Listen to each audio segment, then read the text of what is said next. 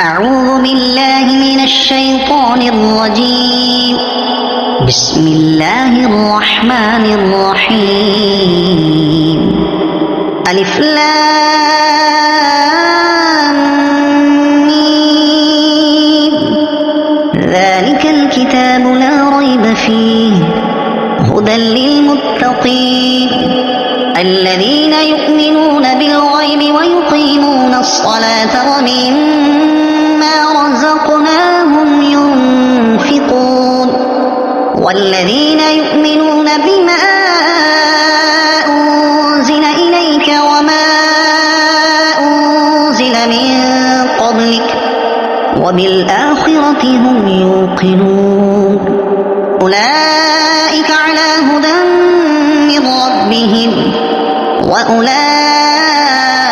هم المفلحون. إن الذين كفروا سواء عليهم أأنذرتهم أم لم تنذرهم لا يؤمنون. ختم الله على قلوبهم وعلى سمعهم وعلى أبصارهم غشاوة ولهم عذاب عظيم. ومن الناس من يقول آمنا بالله وباليوم الآخر وما هم بمؤمنين يخادعون الله والذين آمنوا وما يخدعون إلا أنفسهم وما يشعرون. في قلوبهم مرض فزادهم الله مرضا ولهم عذاب أليم بما كانوا يكذبون. وإذا قيل لهم لا تفسدوا في الأرض قالوا إنما نحن مصلحون. ألا إنهم هم المفسدون ولكن لا يشعرون. وإذا قيل لهم آمنوا كما آمن الناس قالوا أنؤمن كما آمن السفهاء. ألا إنهم هم السفهاء ولكن لا يعلمون. وإذا لقوا الذين آمنوا قالوا آمنا وإذا خلوا إلى شياطينهم قالوا إنا معكم إنما نحن مستهزئون. الله يستهزئ بهم ويمدهم في طغيانهم يعمهون. أولئك الذين اشتروا الضلالة بالهدى فما ربحت تجارتهم وما كانوا مهتدين. مثلهم كمثل الذي استوقد نارا فلما أضاءت ما حوله ذهب الله بنورهم وتركهم في ظلمات لا يبصرون. صم بكم عمي فهم لا يرجعون. أو كصيب من السماء فيه ظلمات ورعد وبرق يجعلون أصابعهم في آذانهم من الصواعق حذر الموت والله محيط بالكافرين. يكاد البرق يخطف أبصارهم كلما أضاء لهم مشوا فيه وإذا أظلم عليهم قاموا ولو شاء الله لذهب بسمعهم وأبصارهم إن الله على كل شيء قدير. يا أيها الناس اعبدوا ربكم الذي خلقكم والذين من قبلكم لعلكم تتقون. الذي جعل لكم الأرض فراشا والسماء بناء وأنزل من السماء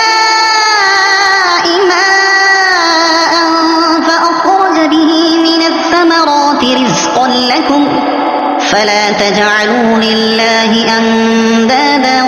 وأنتم تعلمون وإن كنتم في ريب مما نزلنا على عبدنا فأتوا بسورة من مثله وادعوا شهداءكم من دون الله إن كنتم صادقين فإن لم تفعلوا ولن تفعلوا فاتقوا النار التي وقودها الناس والحجارة أعدت للكافرين وبشر الذين آمنوا وعملوا الصالحات أن لهم جنات تجري من تحتها الأنهار كلما رزقوا منها من ثمرة رزقا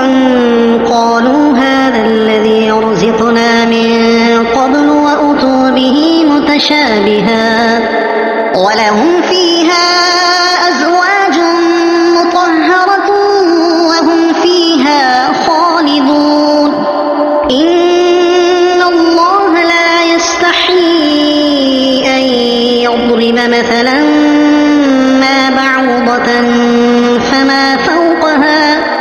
فأما الذين آمنوا فيعلمون أنه الحق من ربهم وأما الذين كفروا فيقولون ماذا أراد الله بهذا مثلا يضل به كثيرا ويهدي به كثيرا وما يضل به إلا الفاسقين الذين ينقضون عهد الله من بعد ميثاقه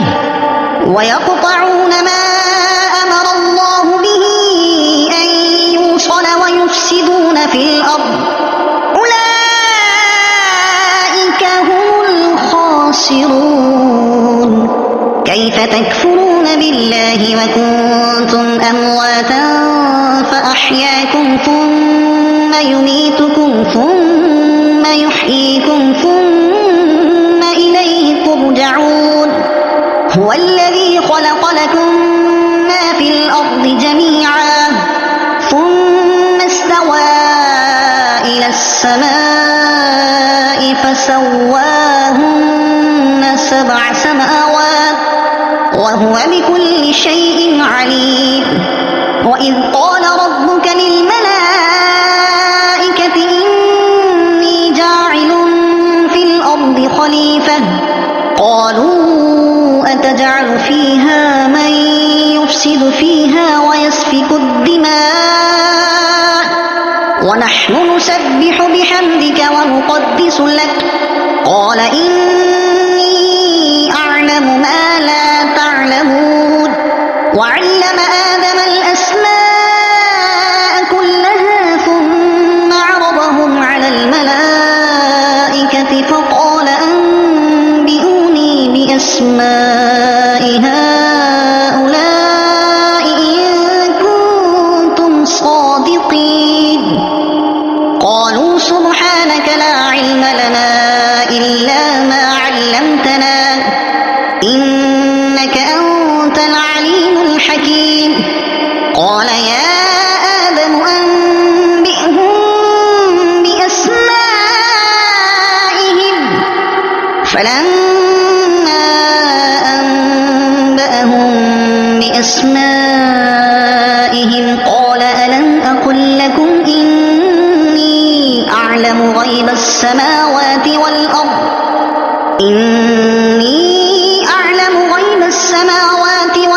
وأعلم ما تبدون وما كنتم تكتمون وإذ قلنا للملائكة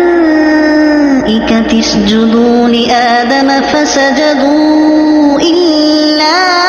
إبليس أبى واستكبر وكان من الكافرين وقلنا يا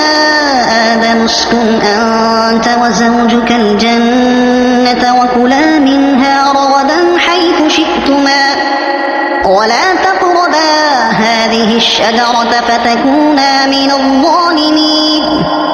فأزلهما الشيطان عنها فأخرجهما مما كانا فيه وقلنا اهبطوا بعضكم لبعض عدو ولكم في الأرض مستقر ومتاع إلى حين فتلقى آدم من ربه كلمات فتاب عليه إنه هو التواب الرحيم قلنا اهبطوا منها جميعا فإما يأتينكم مني هدى فمن تبع هداي فلا خوف عليهم ولا هم يحزنون والذين كفروا وكذبوا بآياتنا أولئك أصحاب النار هم فيها خالدون يا بني إسرائيل اذكروا نعمتي التي أنعمت عليكم وأوفوا بعهدي أوف بعهدكم وإياي فارهبون وآمنوا بما أنزلت مصدقا لما معكم ولا تكونوا أول كافر به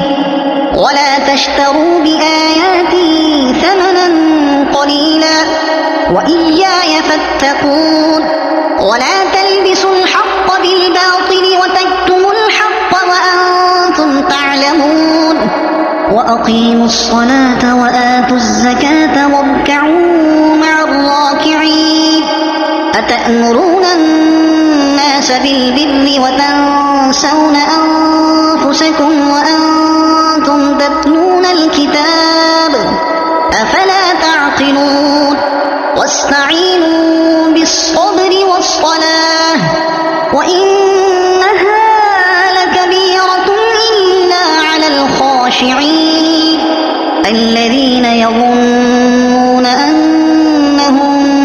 ملاقو ربهم وأنهم إليه راجعون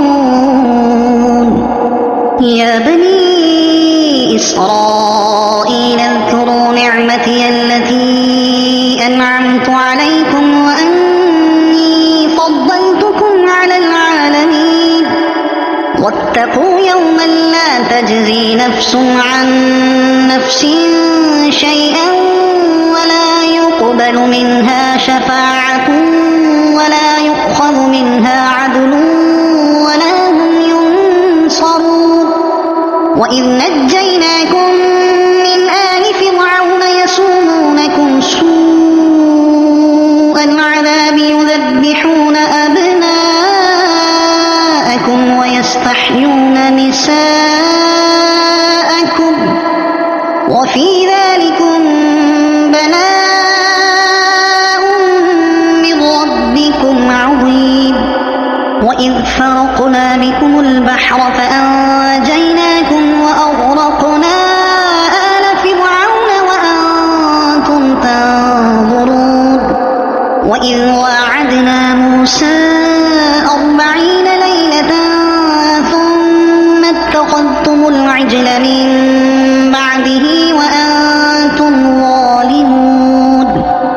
ثم عفونا عنكم من بعد ذلك لعلكم تشكرون وإذ آتينا موسى الكتاب والفرقان لعلكم تهتدون وإذ قال موسى لقومه يا قوم إنكم ظلمتم أنفسكم باتخاذكم العجل فتوبوا إلى بارئكم فاقتلوا أنفسكم ذلكم خير لكم عند بارئكم فتاب عليكم إنه هو التواب الرحيم وإذ قلتم يا موسى لن نؤمن لك حتى نرى الله جهرة فأخذتكم الصاعقة وأنتم تنظرون ثم بعثناكم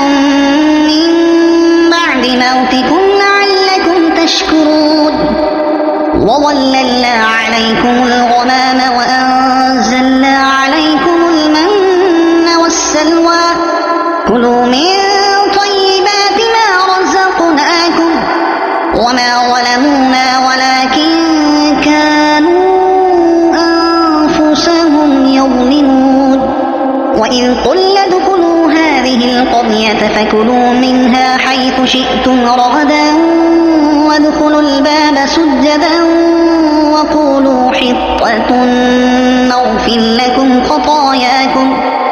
وسنزيد المحسنين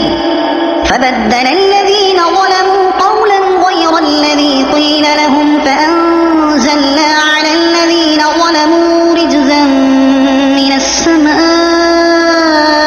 بما كانوا يفسقون وإذ استسقى موسى لقومه فقل اضرب بعصاك الحجر فانفجرت منه 12 عينا قد علم كل أناس مشربهم كلوا واشربوا من رزق الله ولا تعثوا في الأرض مفسدين وإذ قلتم يا موسى لن نصبر على طعام واحد فادع لنا ربك يخرج لنا مما تنبت الأرض من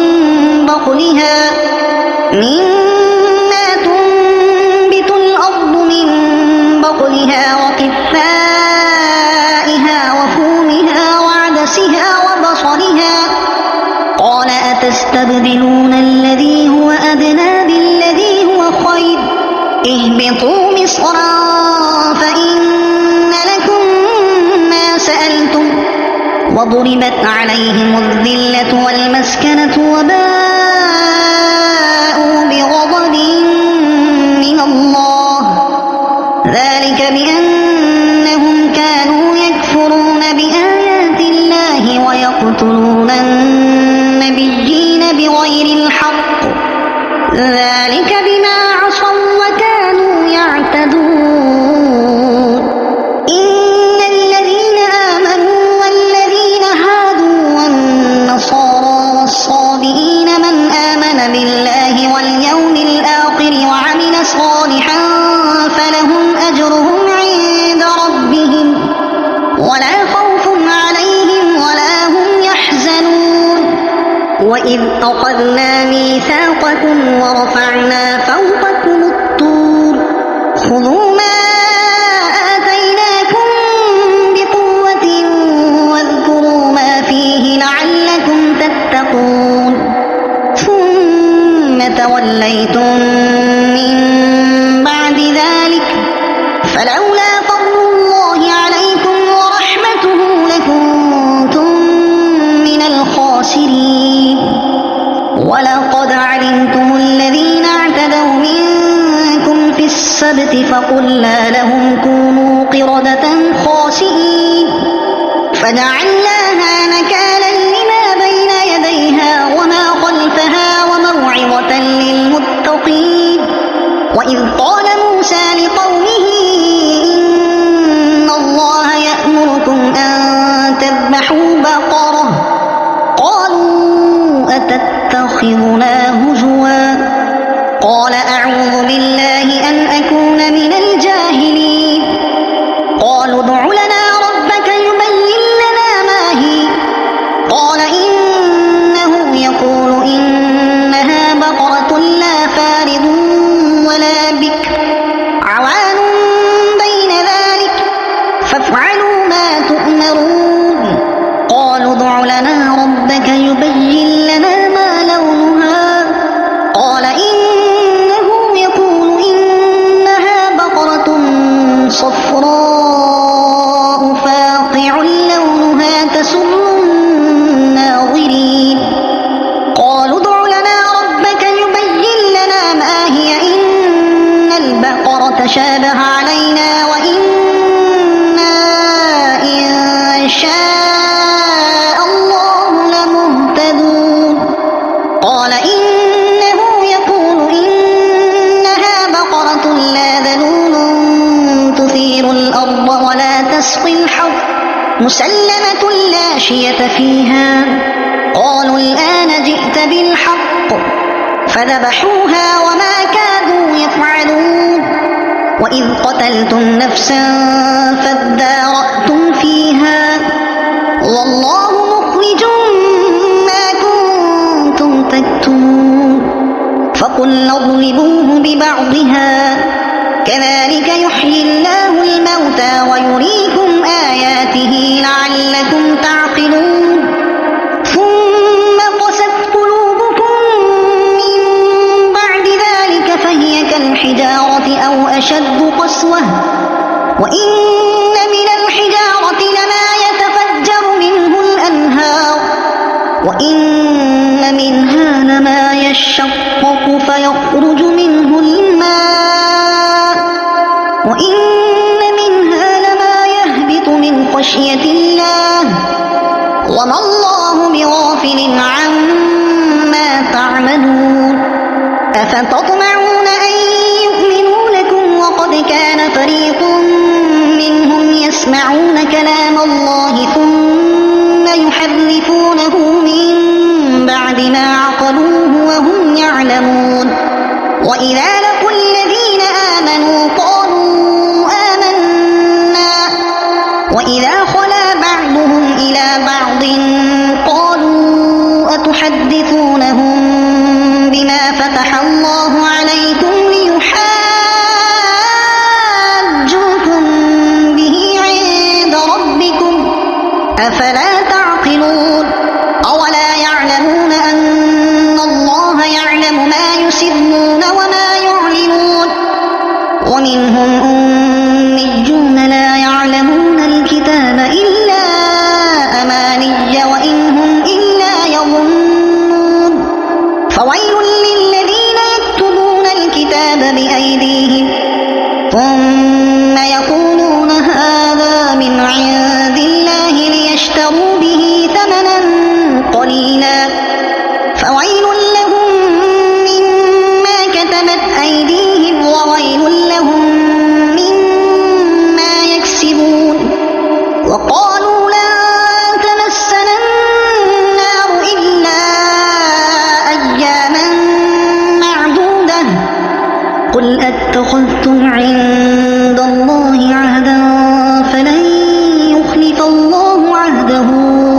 أم تقولون على الله ما لا تعلمون بلى من كسب سيئة وأحاطت به خطيئته فأولئك أصحاب النار هم فيها خالدون والذين آمنوا وعملوا الصالحات أولئك أصحاب الجنة هم فيها خالدون وإذ أخذنا ميثاق بني إسرائيل لا تعبدون إلا الله وبالوالدين إحسانا وذي القربى واليتامى والمساكين وقولوا للناس حسنا وأقيموا الصلاة وآتوا الزكاة ثم توليتم إلا قليلا منكم وأنتم معرضون وإذ أخذنا ميثاقكم لا تسفكون دماءكم ولا تخرجون أنفسكم من دياركم ثم أقررتم وأنتم تشهدون ثم أنتم هؤلاء تقتلون أنفسكم وتخرجون فريقا منكم من ديارهم تظاهرون عليهم بالإثم والعدوان وإن يأتوكم أسارى تفادوهم وهو محرم عليكم إخراجهم أفتؤمنون ببعض الكتاب وتكفرون ببعض فما جزاء من يفعل ذلك منكم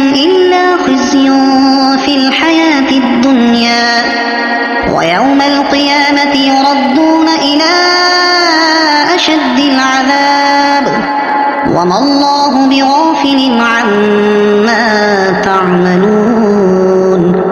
أولئك الذين اشتروا الحياة الدنيا بالآخرة فلا يخفف عنهم العذاب ولا هم ينصرون ولقد آتينا موسى الكتاب وقفينا من بعده بالرسل وآتينا عيسى ابن مريم البينات وأيدناه بروح القدس أفكلما جاءكم رسول بما لا تهوى أنفسكم استكبرتم ففريقا كذبتم وفريقا تقتلون وقالوا قلوبنا غلف بل لعنهم الله بكفرهم فقليلا ما يؤمنون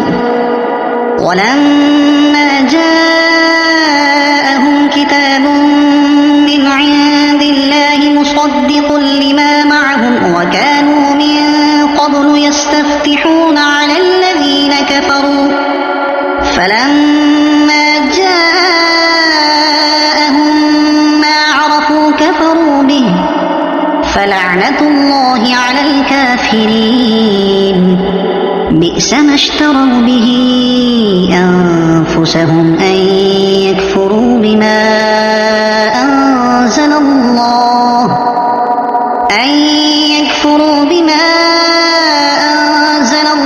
بغيا أن ينزل الله من فضله على من يشاء من عباده فباءوا بغضب على غضب وللكافرين عذاب مهين وإذا قيل لهم آمنوا بما أنزل الله قالوا نؤمن بما أنزل علينا ويكفرون بما وراءه وهو الحق مصدقا لما معهم قل فلم تقتلون أنبياء الله من قبل إن كنتم مؤمنين ولقد جاءكم موسى بالبينات ثم اتخذتم العجل من بعده وأنتم ظالمون وإذ أخذنا ميثاقكم ورفعنا فوقكم الطور خذوا ما آتيناكم بقوة واسمعوا قالوا سمعنا وعصينا وأشربوا في قلوبهم العجل بكفرهم قل بئس ما يأمركم به إيمانكم إن كنتم مؤمنين قل إن كانت لكم الدار الآخرة عند الله خالصة من دون الناس فتمنوا الموت إن كنتم صادقين ولن يتمنوه أبدا بما قدمت أيديهم والله عليم بالظالمين ولتجدنهم أحرص الناس على حياة ومن الذين أشركوا يود أحدهم لو يعمر 1000 سنة وما هو بمزحزحه من العذاب أن يعمر والله بصير بما يعملون قل من كان عدوا لجبريل فإنه نزله على قلبك بإذن الله مصدقا لما بين يديه وهدى وبشرى للمؤمنين من كان عدوا لله وملائكته ورسله وجبريل وميكال فإن الله عدو للكافرين ولقد أنزلنا إليك آيات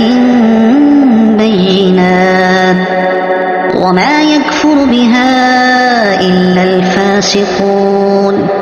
أوكلما عاهدوا عهدا نبذه فريق منهم بل أكثرهم لا يؤمنون ولما جاءهم رسول من عند الله مصدق لما معهم نبذ فريق من الذين أوتوا كتاب الله وراء ظهورهم كأنهم لا يعلمون واتبعوا ما تتلو الشياطين على ملك سليمان وما كفر سليمان ولكن الشياطين كفروا يعلمون الناس السحر وما أنزل على الملكين ببابل هاروت وماروت وما يعلمان من أحد حتى يقولا إنما نحن فتنة فلا تكفر فيتعلمون منهما ما يفرقون به بين المرء وزوجه وما هم بضارين به من أحد إلا بإذن الله ويتعلمون ما يضرهم ولا ينفعهم ولقد علموا لمن اشتراه ما له في الآخرة من خلاق ولبئس ما شروا به أنفسهم لو كانوا يعلمون ولو أنهم آمنوا واتقوا لمثوبة من عند الله خير لو كانوا يعلمون يا أيها الذين آمنوا لا تقولوا راعنا وقولوا انظرنا واسمعوا وللكافرين عذاب أليم ما يود الذين كفروا من أهل الكتاب ولا المشركين أن ينزل عليكم من خير من ربكم والله يختص برحمته من يشاء والله ذو الفضل العظيم ما ننسخ من آية أو ننسها نأت بخير منها أو مثلها ألم تعلم أن الله على كل شيء قدير ألم تعلم أن الله له ملك السماوات والأرض وما لكم من دون الله من ولي ولا نصير أم تريدون أن تسألوا رسولكم كما سئل موسى من قبل ومن يتبدل الكفر بالإيمان فقد ضل سواء السبيل ود كثير من أهل الكتاب لو يردونكم من بعد إيمانكم كفارا حسدا من عند أنفسهم من بعد ما تبين لهم الحق فاعفوا واصفحوا حتى يأتي الله بأمره إن الله على كل شيء قدير وأقيموا الصلاة وآتوا الزكاة وما تقدموا لأنفسكم من خير تجدوه عند الله إن الله بما تعملون بصير وقالوا لن يدخل الجنة إلا من كان هودا أو نصارى تلك أمانيهم قل هاتوا برهانكم إن كنتم صادقين بلى من أسلم وجهه لله وهو محسن فله أجره عند ربه ولا خوف عليهم ولا هم يحزنون وقالت اليهود ليست النصارى على شيء وقالت النصارى ليست اليهود على شيء وهم يتلون الكتاب كذلك قال الذين لا يعلمون مثل قولهم فالله يحكم بينهم يوم القيامة فيما كانوا فيه يختلفون ومن أظلم ممن منع مساجد الله أن يذكر فيها اسمه وسعى في خرابها أولئك ما كان لهم أن يدخلوها إلا خائفين لهم في الدنيا خزي ولهم في الآخرة عذاب عظيم ولله المشرق والمغرب فأينما تولوا فثم وجه الله إن الله واسع عليم وقالوا اتخذ الله ولدا سبحانه بل له ما في السماوات والأرض كل له قانتون بديع السماوات والأرض وإذا قضى أمرا فإنما يقول له كن فيكون وقال الذين لا يعلمون لولا يكلمنا الله أو تأتينا آية كذلك قال الذين من قبلهم مثل قولهم تشابهت قلوبهم قد بينا الآيات لقوم يوقنون إنا أرسلناك بالحق بشيرا ونذيرا ولا تسأل عن أصحاب الجحيم ولن ترضى عنك اليهود ولا النصارى حتى تتبع ملتهم قل إن هدى الله هو الهدى ولئن اتبعت أهواءهم بعد الذي جاءك من العلم ما لك من الله من ولي ولا نصير الذين آتيناهم الكتاب يتلونه حق تلاوته أولئك يؤمنون به ومن يكفر به فأولئك هم الخاسرون يا بني إسرائيل اذكروا نعمتي التي أنعمت عليكم وأني فضلتكم على العالمين واتقوا يوما لا تجزي نفس عن نفس شيئا ولا يقبل منها عدل ولا تنفعها شفاعة ولا هم ينصرون وإذ ابتلى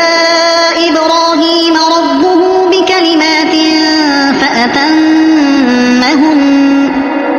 قال إني جاعلك للناس إماما قال ومن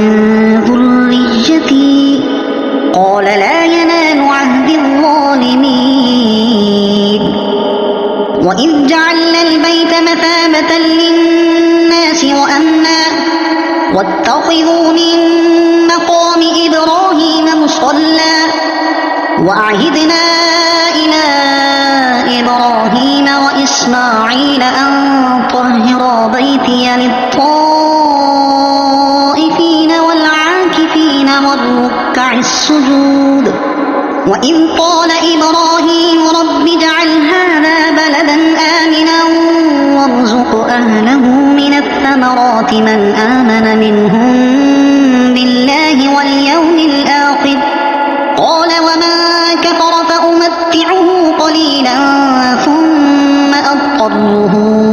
إلى عذاب النار وبئس المصير وإذ يرفع إبراهيم القواعد من البيت وإسماعيل ربنا تقبل منا إنك ربنا وجعلنا مسلمين لك ومن ذريتنا أمة مسلمة لك وأرنا مناسكنا وتب علينا إنك أنت التواب الرحيم ربنا وابعث فيهم رسولا منهم يتلو عليهم آياتك ويعلمهم الكتاب والحكمة ويزكيهم إنك أنت العزيز الحكيم ومن يرغب عن ملة إبراهيم إلا من سفه نفسه ولقد اصطفيناه في الدنيا وإنه في الآخرة لمن الصالحين إذ قال له ربه أسلم قال أسلمت لرب العالمين ووصى بها إبراهيم بنيه ويعقوب يا بني إن الله اصطفى لكم الدين فلا تموتن إلا وأنتم مسلمون أم كنتم شهداء إذ حضر يعقوب الموت إذ قال لبنيه ما تعبدون من بعدي قالوا نعبد إلهك وإله آبائك إبراهيم وإسماعيل وإسحاق إلها واحدا ونحن له مسلمون تلك أمة قد خلت لها ما كسبت ولكم ما كسبتم ولا تسألون عما كانوا يعملون وقالوا كونوا هودا أو نصارى تهتدوا قل بل ملة إبراهيم حنيفا وما كان من المشركين قولوا آمنا بالله وما أنزل إلينا وما أنزل إلى إبراهيم وإسماعيل وإسحاق وما أنزل إلى إبراهيم وإسماعيل وإسحاق ويعقوب والأسباط وما أوتي موسى وعيسى وما أوتي النبيون من ربهم لا نفرق بين أحد منهم ونحن له مسلمون فإن آمنوا بمثل ما آمنتم به فقد اهتدوا وإن تولوا فإنما هم في شقاق فسيكفيكهم الله وهو السميع العليم صبغة الله ومن أحسن من الله صبغة ونحن له عابدون قل أتحاجوننا في الله وهو ربنا وربكم ولنا أعمالنا ولكم أعمالكم ونحن له مخلصون أم تقولون إن إبراهيم وإسماعيل وإسحاق ويعقوب والأسباط كانوا هودا أو نصارى قل أأنتم أعلم أم الله ومن أظلم ممن كتم شهادة عنده من الله وما الله بغافل عما تعملون تلك أمة قد خلت لها ما كسبت ولكم ما كسبتم ولا تسألون عما كانوا يعملون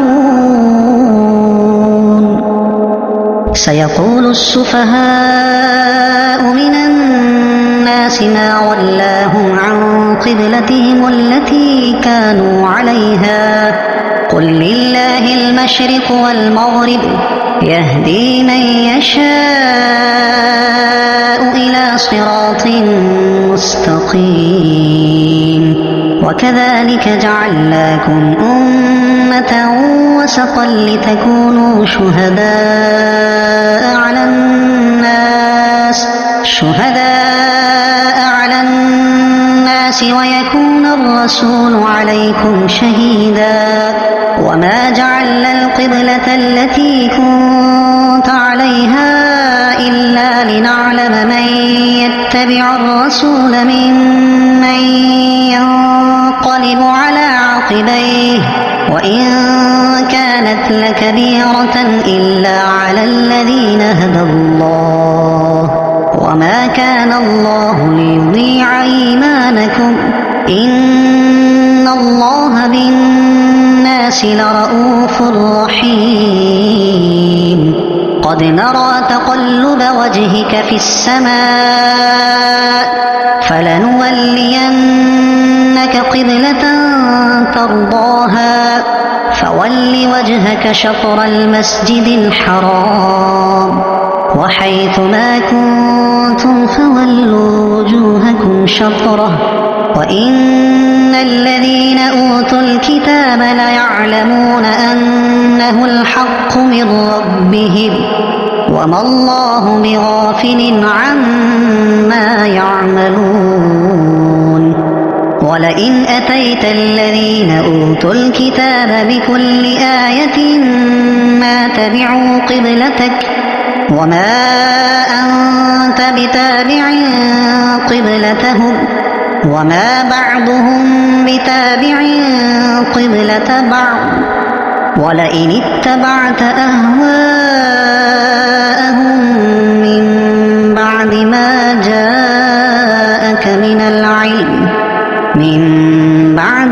جاءك من العلم إنك إذا لمن الظالمين الذين آتيناهم الكتاب يعرفونه كما يعرفون أبناءهم وإن فريقا منهم ليكتمون الحق وهم يعلمون الحق من ربك فلا تكونن من الممترين ولكل وجهة هو موليها فاستبقوا الخيرات أينما تكونوا يأت بكم الله جميعا إن الله على كل شيء قدير ومن حيث خرجت فول وجهك شطر المسجد الحرام وإنه للحق من ربك وما الله بغافل عما تعملون ومن حيث خرجت فول وجهك شطر المسجد الحرام وحيث ما كنتم فولوا وجوهكم شطره لئلا يكون للناس عليكم حجة إلا الذين ظلموا منهم فلا تخشوهم واخشوني ولأتم نعمتي عليكم ولعلكم تهتدون كما أرسلنا فيكم رسولا منكم يتلو عليكم آياتنا ويزكيكم ويعلمكم الكتاب والحكمة ويعلمكم ما لم تكونوا تعلمون فاذكروني أذكركم واشكروا لي ولا تكفرون يا أيها الذين آمنوا استعينوا بالصبر والصلاة إن الله مع الصابرين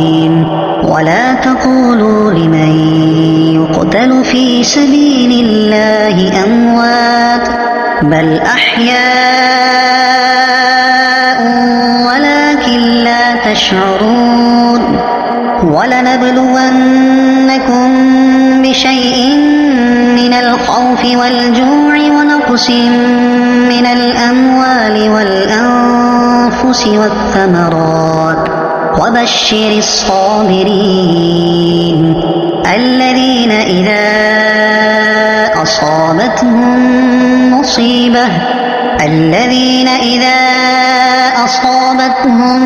مصيبة قالوا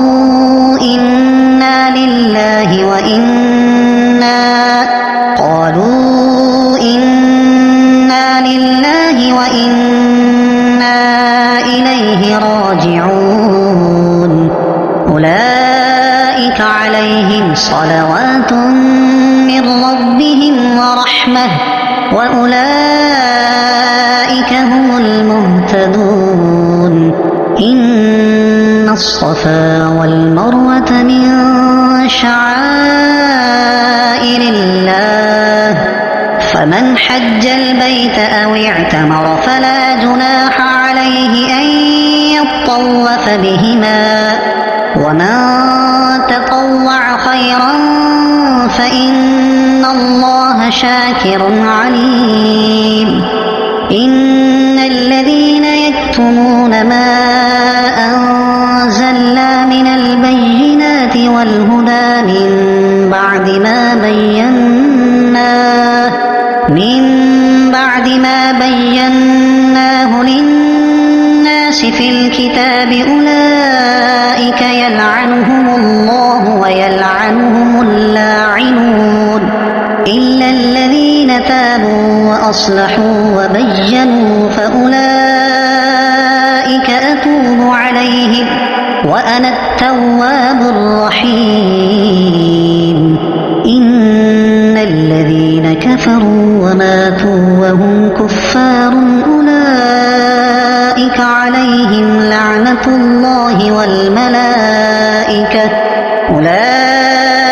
عليهم لعنة الله والملائكة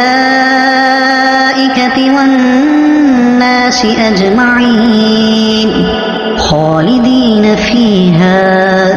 لا يخفف عنهم العذاب ولا هم ينظرون وإلهكم إله واحد لا إله إلا هو الرحمن الرحيم إن في خلق السماوات والأرض واختلاف الليل والنهار والفلك التي تجري في البحر بما ينفع الناس وما أنزل الله من السماء من ماء فأحيا به الأرض بعد موتها وبث فيها من كل دابة وتصريف الرياح والسحاب المسخر بين السماء والأرض لآيات لقوم يعقلون ومن الناس من يتخذ من دون الله أندادا يحبونهم كحب الله والذين آمنوا أشد حبا لله ولو يرى الذين ظلموا إذ يرون العذاب أن القوة لله جميعا وأن الله شديد العذاب إذ تبرأ الذين اتبعوا من الذين اتبعوا ورأوا العذاب وتقطعت بهم الأسباب وقال الذين اتبعوا لو أن لنا كرة فنتبرأ منهم كما تبرأوا منا كذلك يريهم الله أعمالهم حسرات عليهم وما هم بخارجين من النار يا أيها الناس كلوا مما في الأرض حلالا طيبا ولا تتبعوا خطوات الشيطان إنه لكم عدو مبين إنما يأمركم بالسوء والفحشاء وأن تقولوا على الله ما لا تعلمون وإذا قيل لهم اتبعوا ما أنزل الله قالوا بل نتبع ما ألفينا عليه آباءنا أولو كان آباؤهم لا يعقلون شيئا ولا يهتدون ومثل الذين كفروا كمثل الذي ينعق بما لا يسمع إلا دعاء ونداء صم بكم عمي فهم لا يعقلون يا أيها الذين آمنوا كلوا من طيبات ما رزقناكم واشكروا لله إن كنتم إياه تعبدون إنما حرم عليكم الميتة والدم ولحم الخنزير وما أهل به لغير الله فمن اضطر غير باغ ولا عاد فلا إثم عليه إن الله غفور رحيم إن الذين يكتمون ما أنزل الله من الكتاب ويشترون به ثمنا قليلا أولئك ما يأكلون في بطونهم إلا النار ولا يكلمهم الله يوم القيامة ولا يزكيهم ولهم عذاب أليم أولئك الذين اشتروا الضلالة بالهدى والعذاب بالمغفرة فما أصبرهم على النار ذلك بأن الله نزل الكتاب بالحق وإن الذين اختلفوا في الكتاب لفي شقاق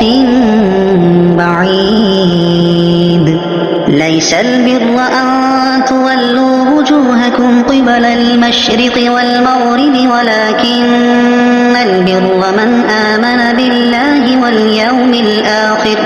واليوم الآخر والملائكة والكتاب والنبيين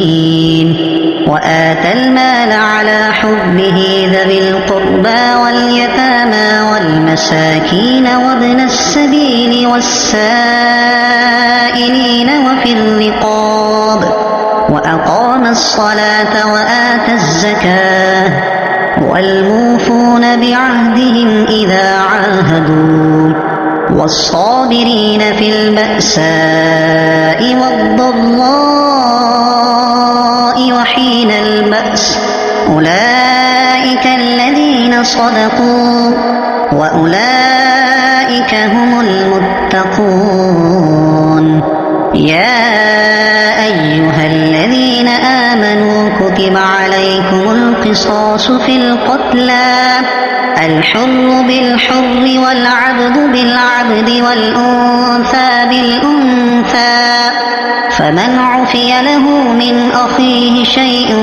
فاتباع بالمعروف وأداء إليه بإحسان ذلك تخفيف من ربكم ورحمة فمن اعتدى بعد ذلك فله عذاب أليم ولكم في القصاص حياة يا أولي الألباب لعلكم تتقون كتب عليكم إذا حضر أحدكم الموت إن ترك خيرا الوصية للوالدين والأقربين بالمعروف حقا على المتقين فمن بدله بعدما سمعه فإنما إثمه على الذين يبدلونه إن الله سميع عليم فمن خاف من موص جنفا أو إثما فأصلح بينهم فلا إثم عليه إن الله غفور رحيم يا أيها الذين آمنوا كتب عليكم الصيام كما كتب على الذين من قبلكم لعلكم تتقون أياما معدودات فمن كان منكم مريضا أو على سفر فعدة من أيام أخر وعلى الذين يطيقونه فدية طعام مسكين فمن تطوع خيرا فهو خير له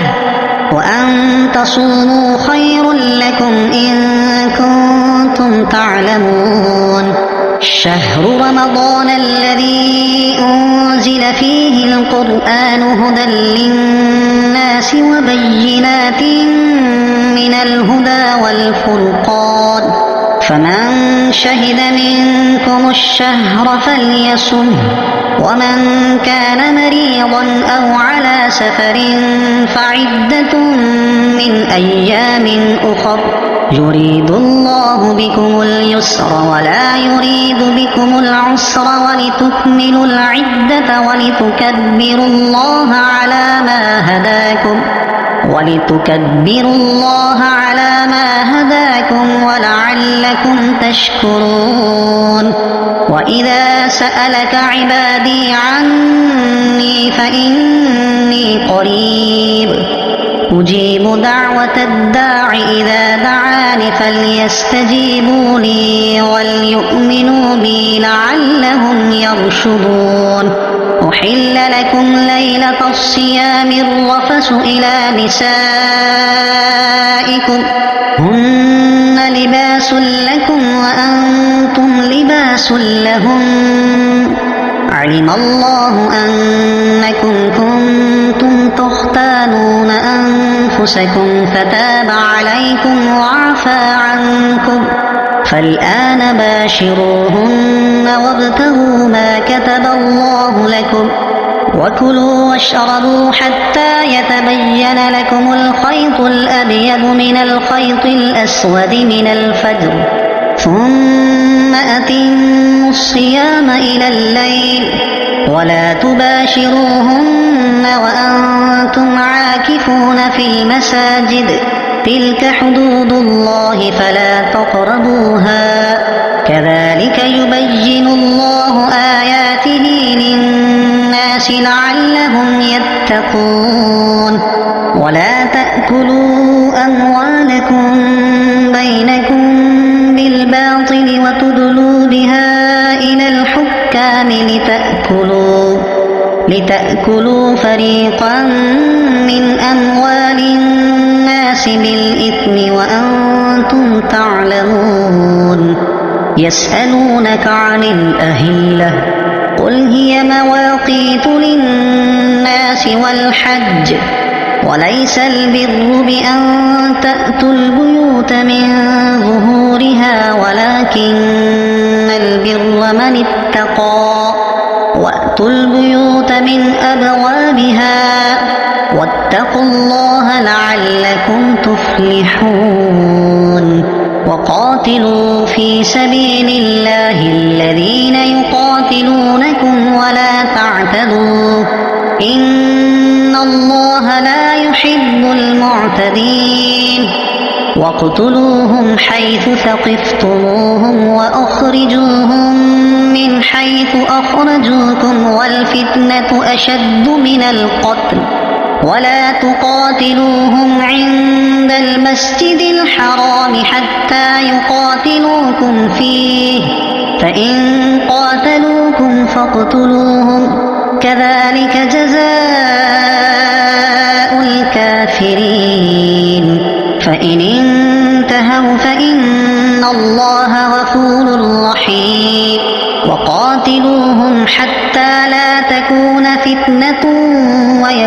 الدين لله، فإن انتهوا فلا عدوان إلا على الظالمين. الشهر الحرام بالشهر الحرام والحرمات قصاص، فمن اعتدى عليكم فاعتدوا عليه بمثل ما اعتدى عليكم، واتقوا الله واعلموا أن الله مع المتقين. وأنفقوا في سبيل الله ولا تلقوا بأيديكم إلى التهلكة وأحسنوا إن الله يحب المحسنين. وأتموا الحج والعمرة لله، فإن أحصرتم فما استيسر من الهدي، ولا تحلقوا رؤوسكم حتى يبلغ الهدي محله، فمن كان منكم مريضا أو به أذى من رأسه ففدية من صيام أو صدقة أو نسك، فإذا أمنتم فمن تمتع بالعمرة إلى الحج فما استيسر من الهدي، فمن لم يجد فصيام 3 أيام في الحج و7 إذا رجعتم، تلك 10 كاملة، ذلك لمن لم يكن أهله حاضر المسجد الحرام. واتقوا الله واعلموا أن الله شديد العقاب. الحج أشهر معلومات، فمن فرض فيهن الحج فلا رفث ولا فسوق ولا جدال في الحج، وما تفعلوا من خير يعلمه الله، وتزودوا فإن خير الزاد التقوى، واتقون يا أولي الألباب. ليس عليكم جناح أن تبتغوا فضلا من ربكم، فإذا أفضتم من عرفات فاذكروا الله عند المشعر الحرام، واذكروه كما هداكم وإن كنتم من قبله لمن الضالين. ثم أفيضوا من حيث أفاض الناس واستغفروا الله إن الله غفور رحيم. فإذا قضيتم مناسككم فاذكروا الله كذكركم آباءكم أو أشد ذكرا، فمن الناس من يقول ربنا آتنا في الدنيا وما له في الآخرة من خلاق، ومنهم من يقول ربنا آتنا في الدنيا حسنة وفي الآخرة حسنة وقنا عذاب النار. أولئك لهم نصيب مما كسبوا والله سريع الحساب. واذكروا الله في أيام معدودات، فمن تعجل في يومين فلا إثم عليه، ومن تأخر فلا إثم عليه لمن اتقى. واتقوا الله واعلموا أنكم إليه تحشرون. ومن الناس من يعجبك قوله في الحياة الدنيا ويشهد الله على ما في قلبه وهو ألد الخصام، وإذا تولى سعى في الأرض ليفسد فيها ويهلك الحرث والنسل، والله لا يحب الفساد.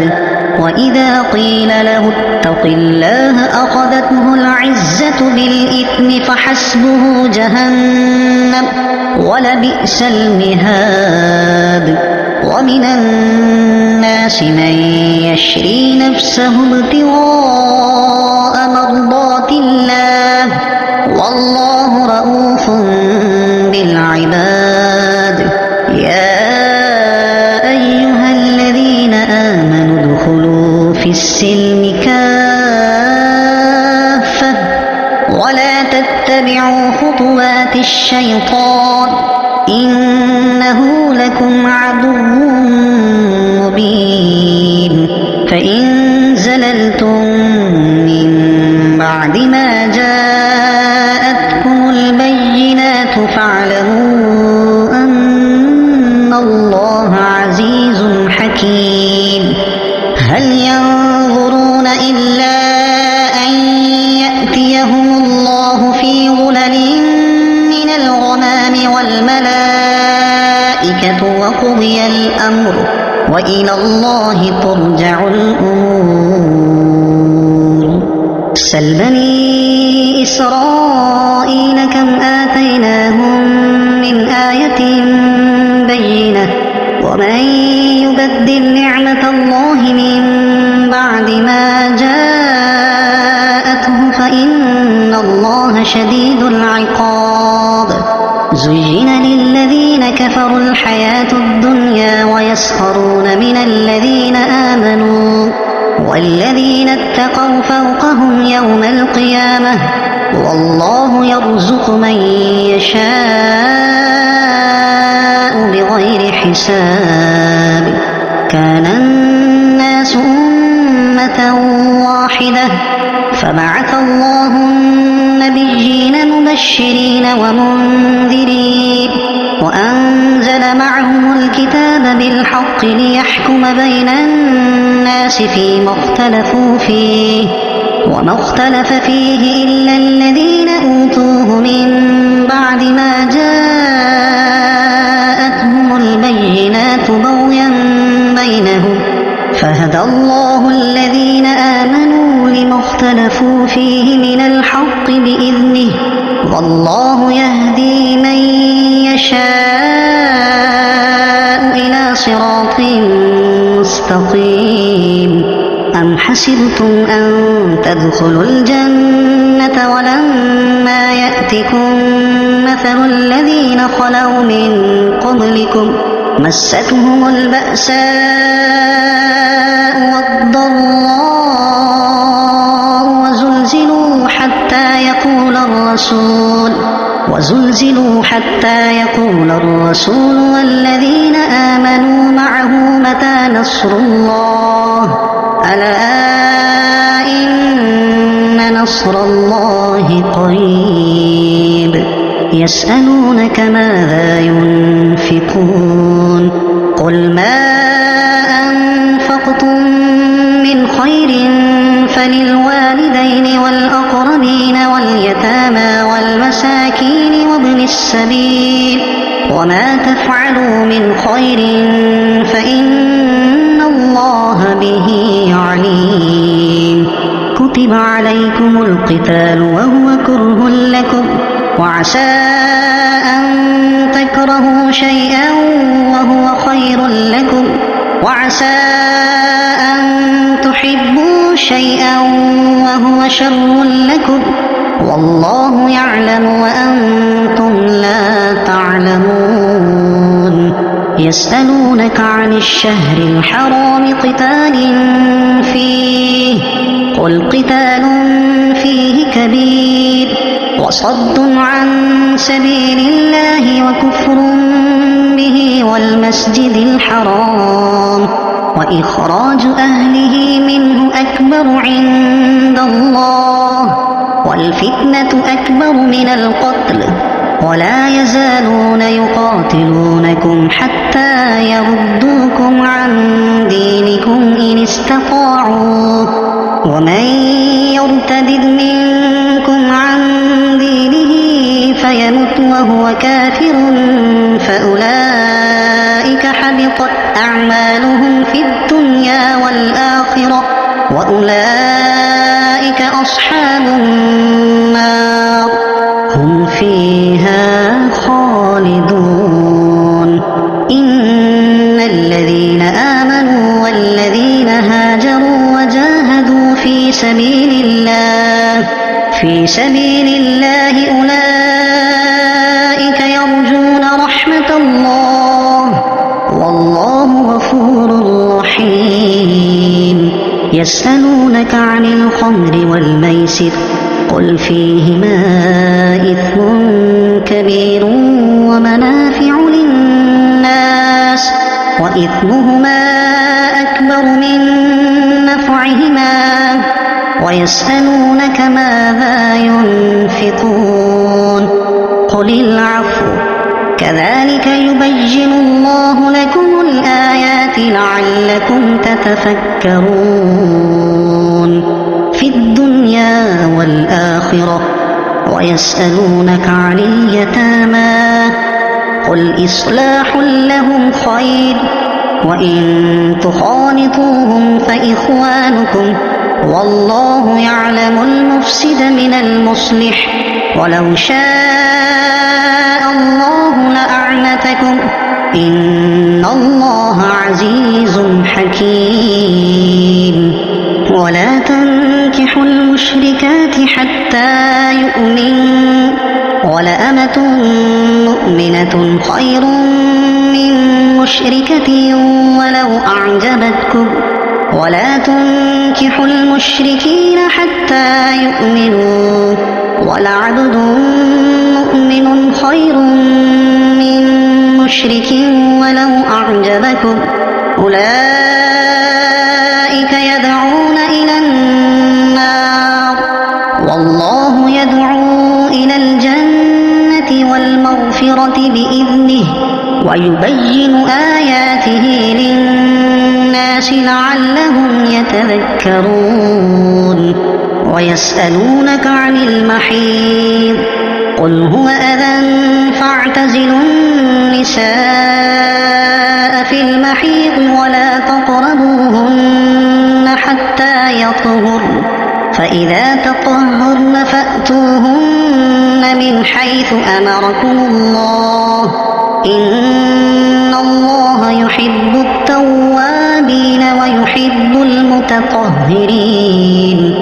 نساؤكم حرث لكم فأتوا حرثكم أنى شئتم وقدموا لأنفسكم واتقوا الله واعلموا أنكم ملاقوه وبشر المؤمنين. ولا تجعلوا الله عرضة لأيمانكم أن تبروا وتتقوا وتصلحوا بين الناس والله سميع عليم. لا يؤاخذكم الله باللغو في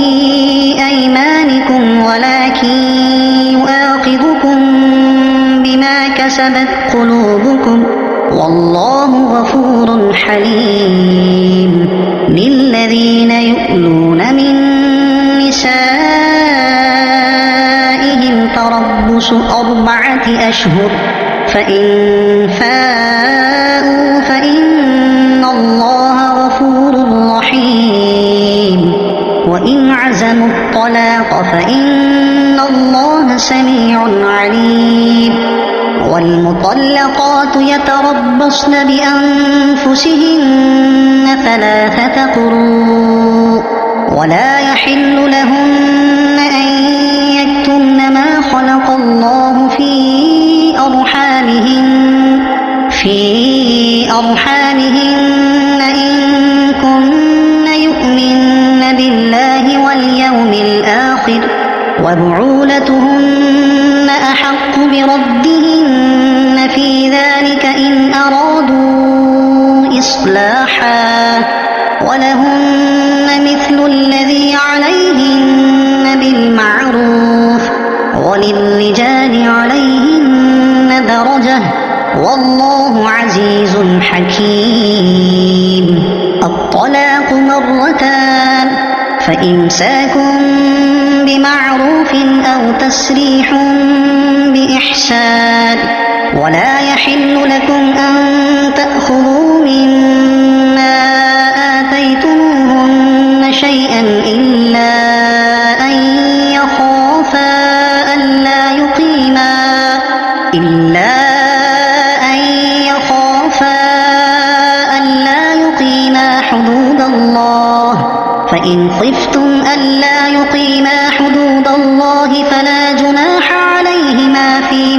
افتدت به. تلك حدود الله فلا تعتدوها، ومن يتعد حدود الله فأولئك هم الظالمون. فإن طلقها فلا تحل له من بعد حتى تنكح زوجا غيره. فإن طلقها فلا جناح عليهما أن يتراجعا إن ظنا أن يقيما حدود الله، وتلك حدود الله يبينها لقوم يعلمون. وإذا طلقتم النساء فبلغن أجلهن فأمسكوهن بمعروف أو سرحوهن بمعروف، ولا تمسكوهن ضرارا لتعتدوا، ومن يفعل ذلك فقد ظلم نفسه. ولا تتخذوا آيات الله هزوا، واذكروا نعمة الله عليكم وما أنزل عليكم من الكتاب والحكمة يعظكم به، واتقوا الله واعلموا أن الله بكل شيء عليم. وإذا طلقتم النساء فبلغن أجلهن فلا تعضلوهن أن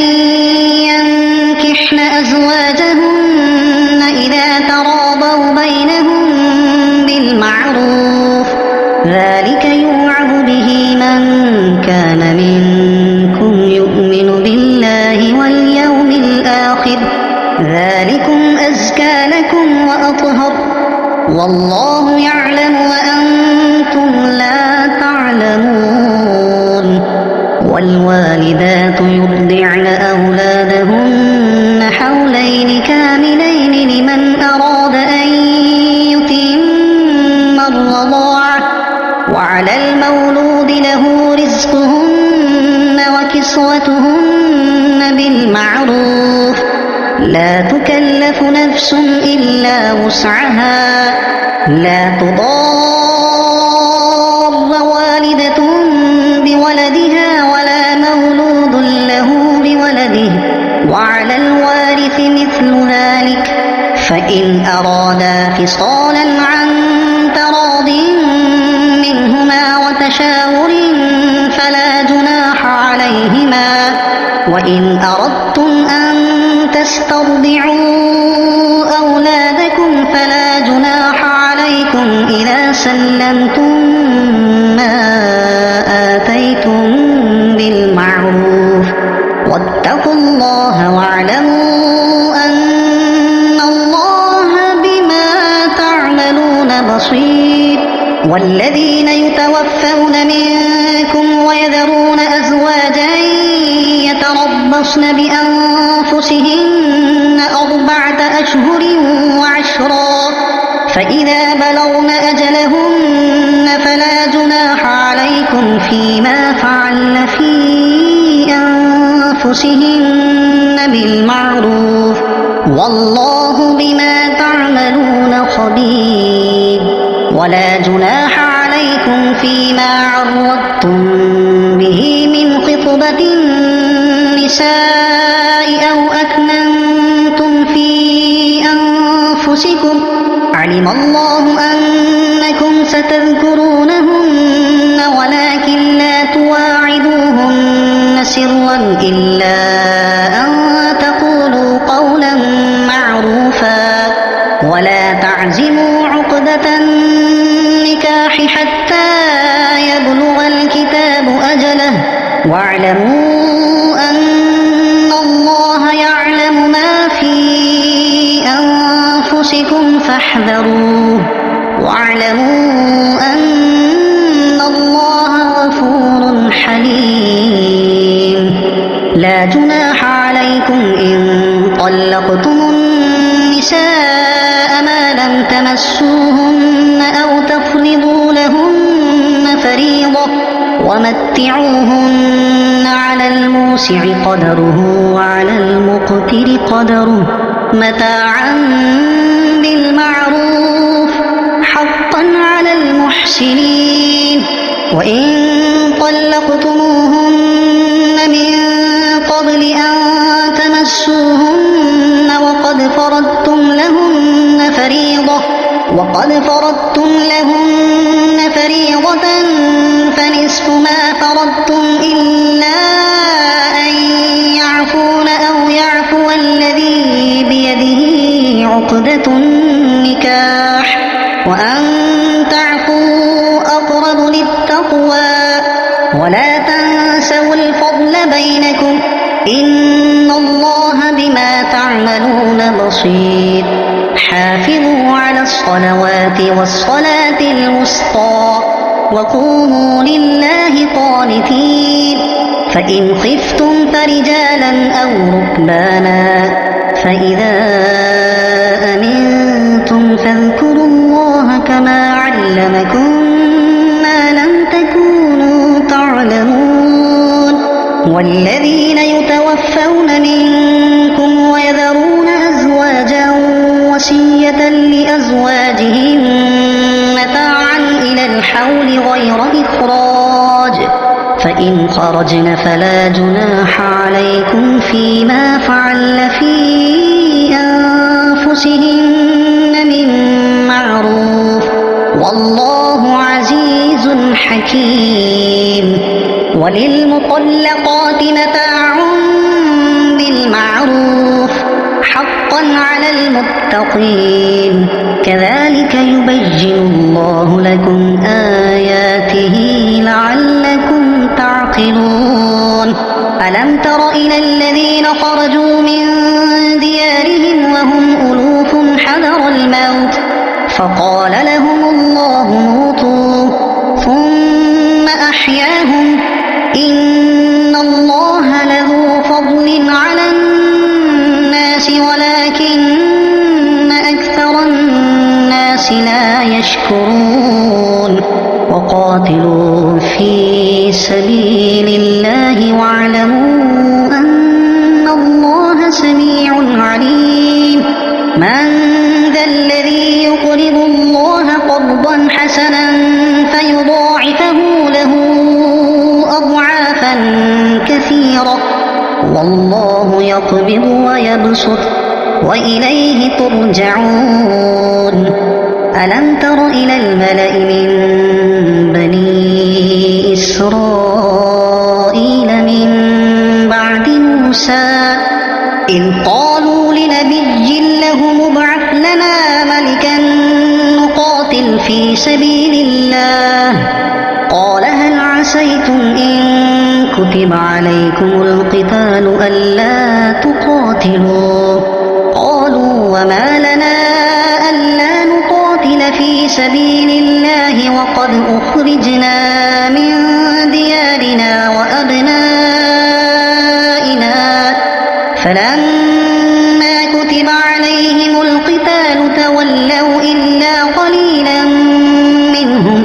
والله عليم بالظالمين. وقال لهم نبيهم إن الله قد بعث لكم طالوت ملكا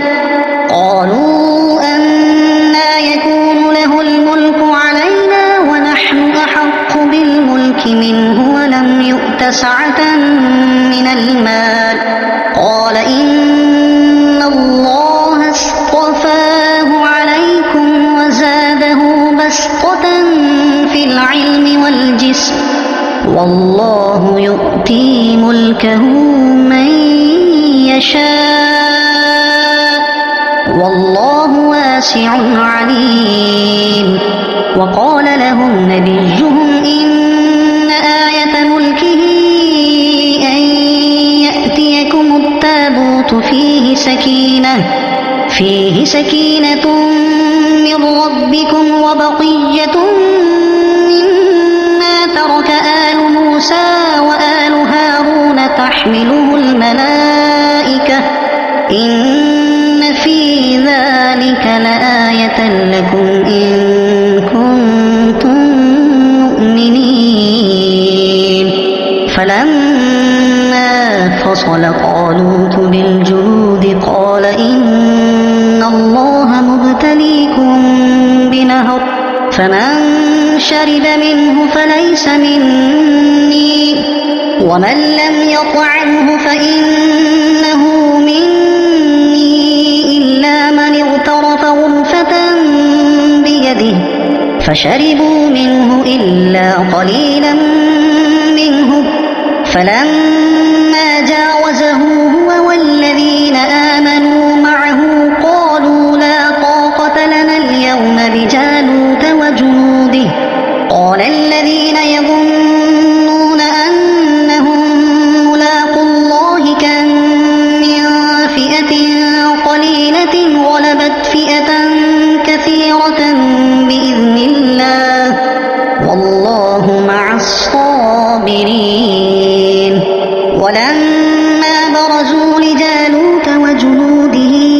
قالوا ربنا أفرغ علينا صبرا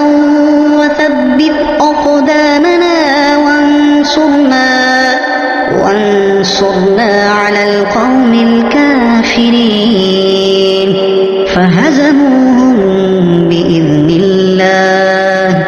وقتل داود جالوت وآتاه الله الملك والحكمة وعلمه مما يشاء ولولا دفع الله الناس بعضهم ببعض لفسدت الأرض ولكن الله ذو فضل على العالمين تلك آيات الله نتلوها عليك بالحق وإنك لمن المرسلين تلك الرسل فضلنا بعضهم على بعض منهم من كلم الله ورفع بعضهم درجات وآتينا عيسى ابن مريم البينات وأيدناه بروح القدس ولو شاء الله ما اقتتل الذين من بعدهم من بعد ما جاءتهم البينات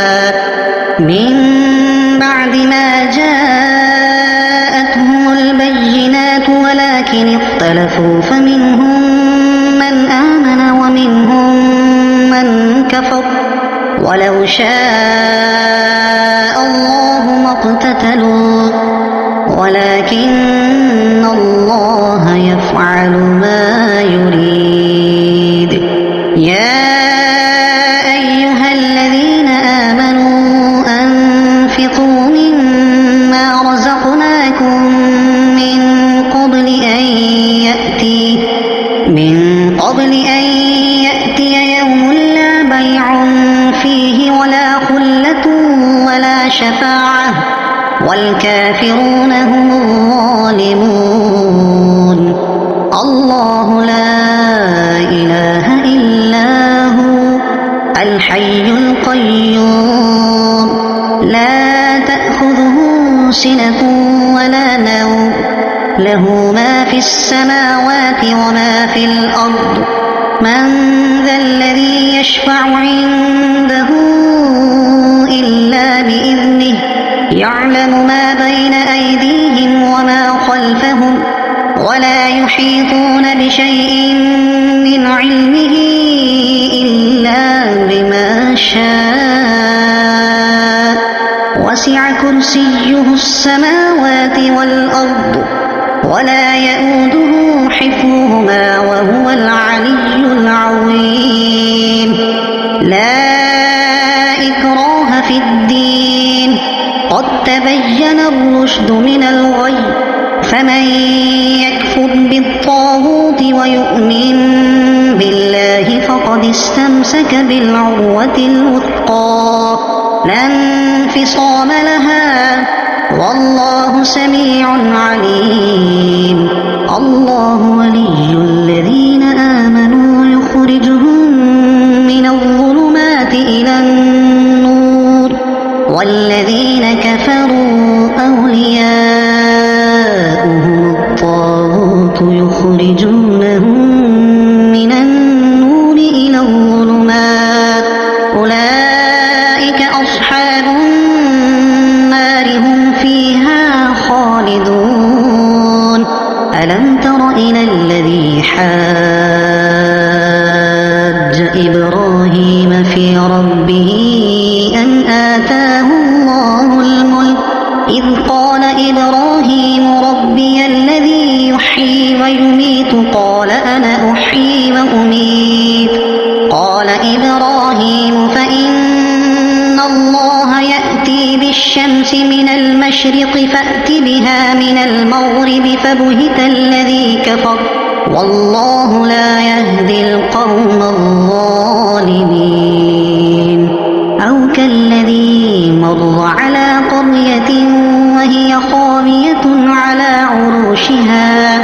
قال أنى يحيي هذه الله بعد موتها فأماته الله 100 عام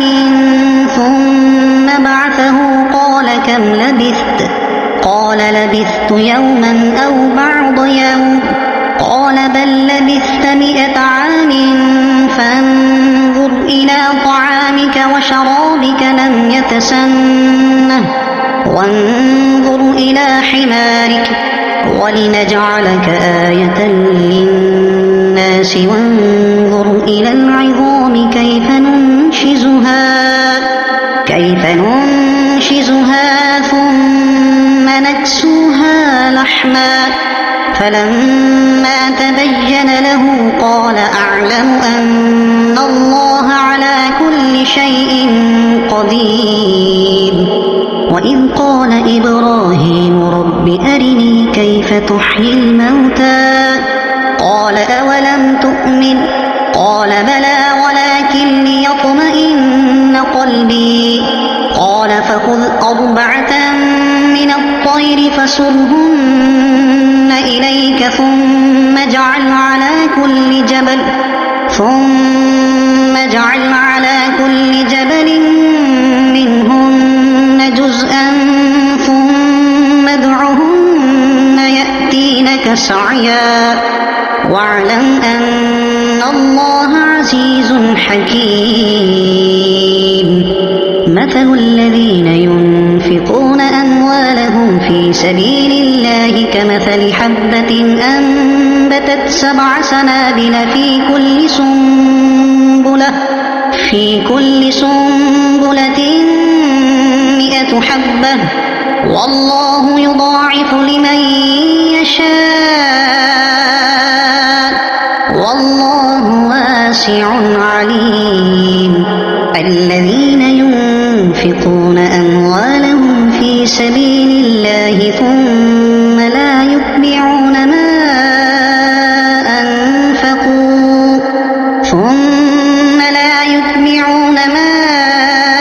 أنفقوا منا ولا أذى لهم أجرهم عند ربهم ولا خوف عليهم ولا هم يحزنون قول معروف ومغفرة خير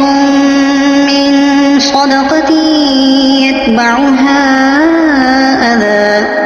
والله غني حليم يا أيها الذين آمنوا لا تبطلوا صدقاتكم بالمن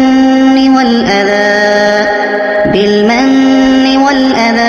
كالذي ينفق ماله رئاء الناس ولا يؤمن بالله واليوم الآخر فمثله كمثل صفوان عليه تراب فأصابه وابل فتركه صلدا لا يقدرون على شيء مما كسبوا والله لا يهدي القوم الكافرين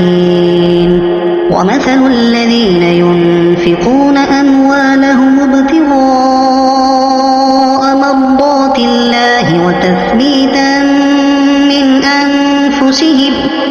تثبيتا من أنفسهم كمثل جنة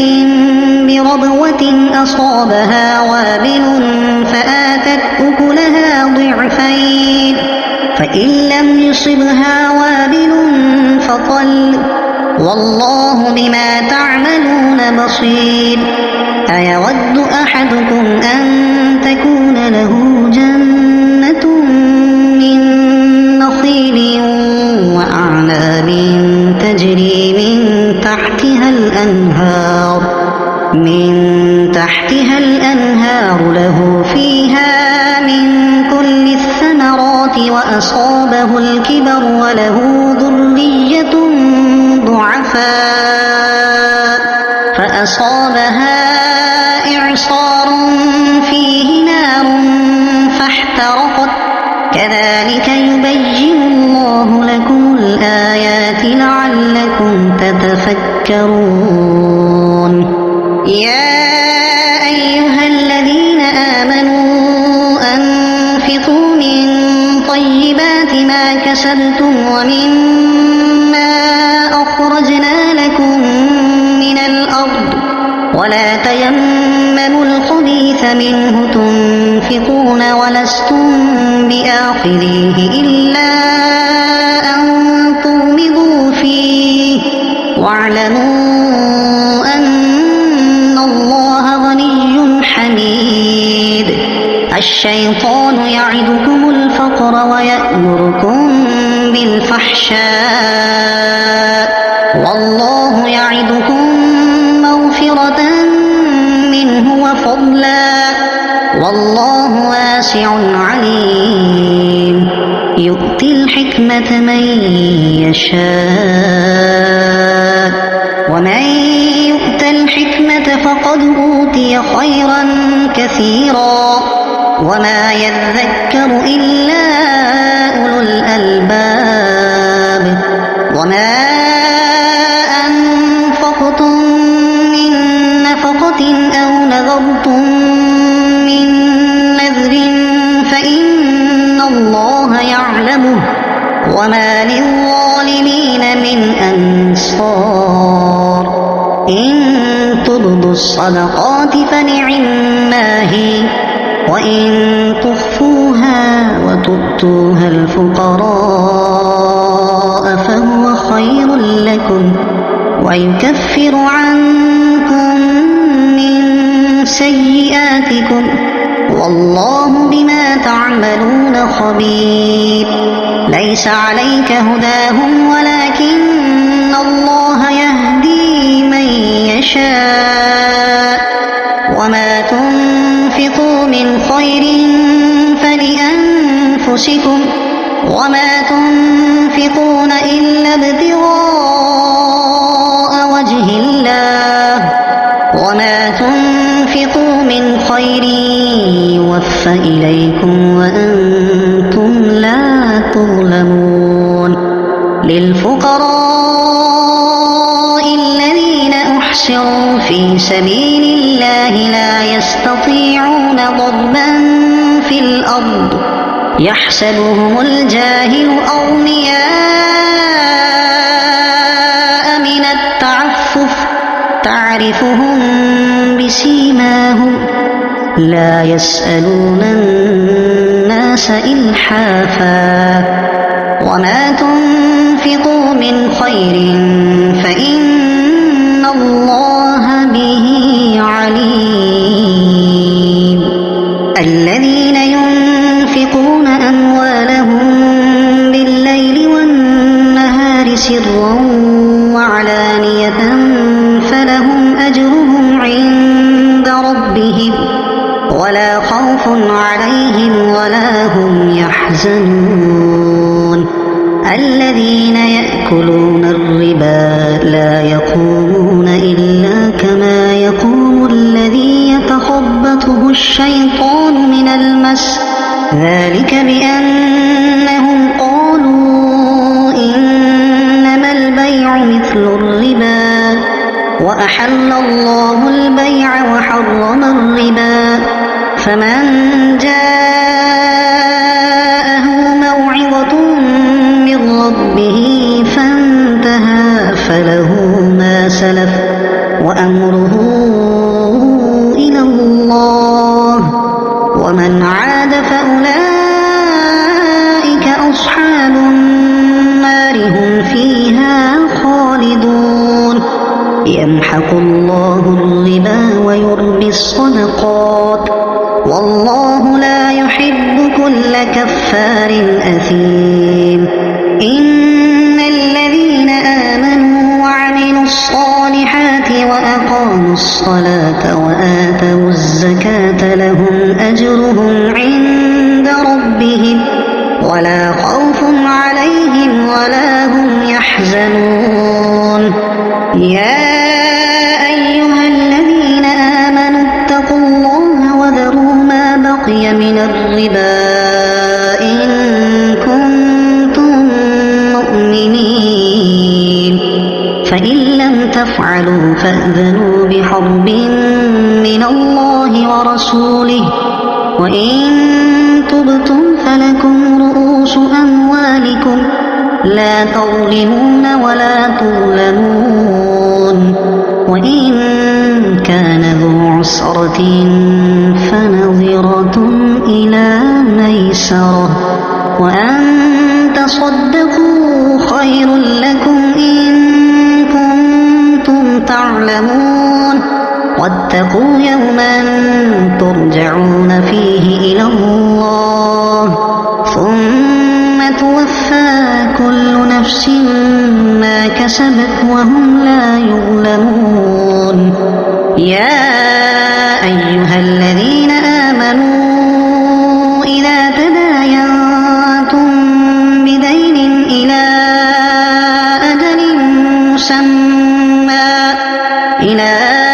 أجل مسمى فاكتبوه وليكتب بينكم كاتب بالعدل ولا يأب كاتب أن يكتب كما علمه الله فليكتب وليملل الذي عليه الحق وليتق الله ربه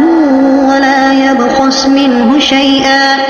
فإن كان الذي عليه الحق سفيها أو ضعيفا أو لا يستطيع أن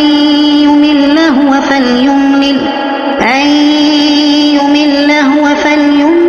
وليه بالعدل واستشهدوا شهيدين من رجالكم فإن لم يكونا رجلين فرجل وامرأتان ممن ترضون من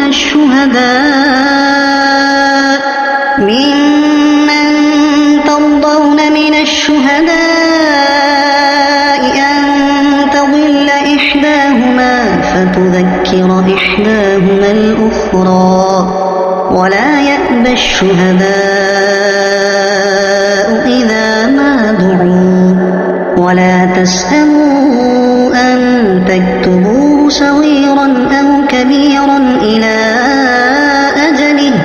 ذلكم أقسط عند الله وأقوم للشهادة وأدنى ألا ترتابوا إلا أن تكون تجارة حاضرة تديرونها بينكم فليس عليكم جناح ألا تكتبوها وأشهدوا إذا تبايعتم ولا يضار كاتب ولا شهيد وإن تفعلوا فإنه فسوق بكم واتقوا الله ويعلمكم الله والله بكل شيء عليم وإن كنتم على سفر ولم تجدوا كاتبا فرهان مقبوضة فإن أمن بعضكم بعضا فليؤدي الذي اؤتمن أمانته وليتق الله ربه ولا تكتموا الشهادة ومن يكتمها آثم قلبه والله بما تعملون عليم لله ما في السماوات وما في الأرض وإن تبدوا ما في أنفسكم أو تخفوه يحاسبكم به الله فيغفر لمن يشاء ويعذب من يشاء والله على كل شيء قدير آمن الرسول بما أنزل إليه من ربه والمؤمنون كل آمن بالله وملائكته وكتبه ورسله لا نفرق بين أحد من رسله وقالوا سمعنا وأطعنا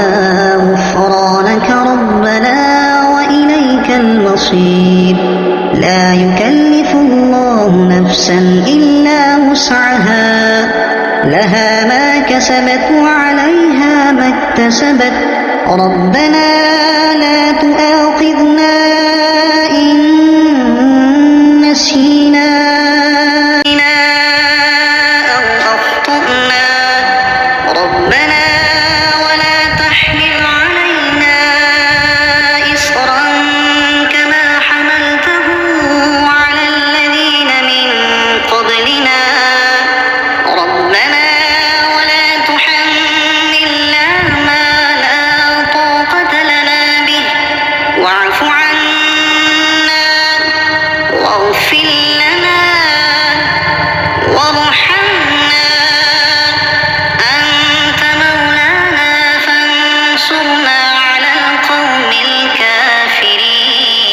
الكافرين